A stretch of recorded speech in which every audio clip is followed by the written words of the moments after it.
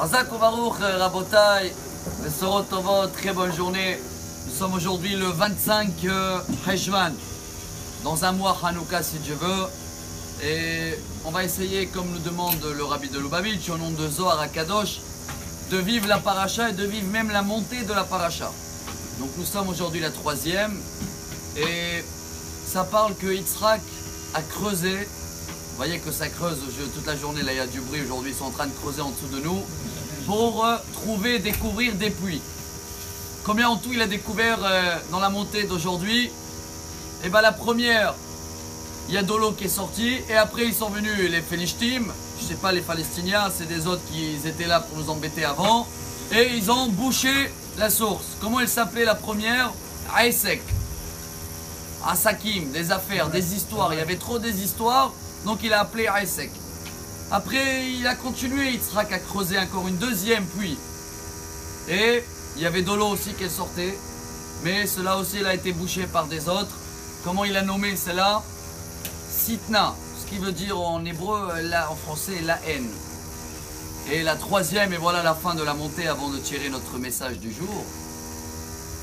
Là il a trouvé de l'eau et là il n'y avait pas d'histoire. Tout s'est bien passé. Comment il a nommé cela? Rehovot. Rehovot, c'est en hébreu Rahav, large. C'est vrai que le Ramban, le Nachmanite, il explique que ça parle des trois temples.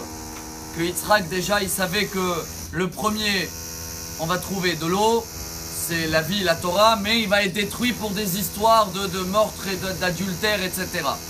Le deuxième, il va être aussi détruit par la haine. Et le troisième, ce qu'on souhaite et on attend, si Dieu veut, celui-là, ce sera Bezrat Hashem avec l'esprit large et il ne va plus avoir des problèmes et des histoires.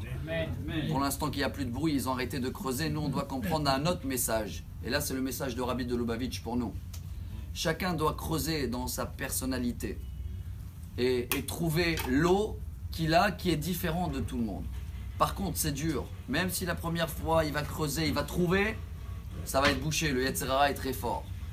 Mais il va falloir continuer une deuxième fois. Et même là, ça va pas tout à fait marcher. Mais la troisième fois, là, ça va marcher. Ce qui veut dire, quand on fait quelque chose, une bonne action, une bonne mitzvah, première fois, deuxième fois, très dur. Même la troisième fois est pas facile, mais si on a pu la faire la troisième fois, c'est confirmé. Ça s'appelle en hébreu Hazaka.